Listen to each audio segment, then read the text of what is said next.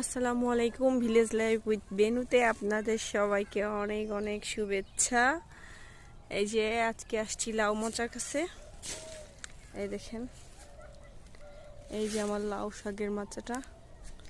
এই যে আজকে কিছু শাক কাটবো। এই যে আজকে কিছু শাক কাটবো আর একটা ছোট লাউ আসছে। এই যে এই লাউটা কাটবো। লাউটা কাটতাম না, কয়েকদিন পরে কাটতাম, কিন্তু এই যে একটা পোকা এসে ছোট ছিদ্র করছে, এখান থেকে পোকা হয়ে যাবে, এই জন্য আমি আজকে এই লাউটা কাটবো। আর এই যে হচ্ছে শাক, এই এগুলো যে কাটবো। এই যে মাছ দিয়ে রান্না করব। এই যে শাক কাটছি, আজকে অনেকগুলো শাক হয়েছে, লাউ শাক আর লাউ। আজকের রেসিপি থেকে একদম ফ্রেশ। আর আমি ধরো লাউ কাটি, আসো হেল্প করো মাম্মিকে। এখানে নিচে ধরো, দুই হাত দিয়ে ধরে রাখো, দুই হাত দিয়ে এটা এখানে রাখো, পকেটে রাখো। হ্যাঁ, আর আব্বি আমাকে সাহায্য করো, উঁচা করে ধরো, আমি এখান থেকে কাটবো, নাহলে নিচে পড়ে যাবে, শক্ত করে ধরবা। হ্যাঁ, এই যে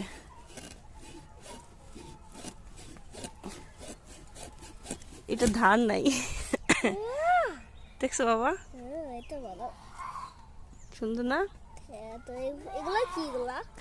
এগুলা লাউয়েরই। এই যে আজকে এটা রান্না করবো, এই শাক আর এই লাউ, স্বাদের লাউ। না, আর একটা ছিল, ওটা পচে গেছে না।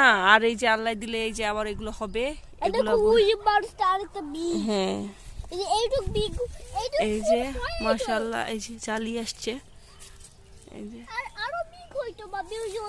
হ্যাঁ, বিগ হইতো, কিন্তু এটা পোকা ছোট, এটা ছোট ছিদ্র করছে, তো এই জন্য হবে না। এই যে বোম্বাই মরিচ গাছ, কিন্তু কার গরুর বাচ্চা যেন এসে যে খেয়ে ফেলছে, আমি দেখি নাই। এই যে ফুলও আসছিল, এই যে ফুল আসছিল, খেয়ে ফেলছে। অনেক সুন্দর, এরকম বড় হয়ে গেছিল বোম্বাই মরিচ। দুঃখের বিষয়।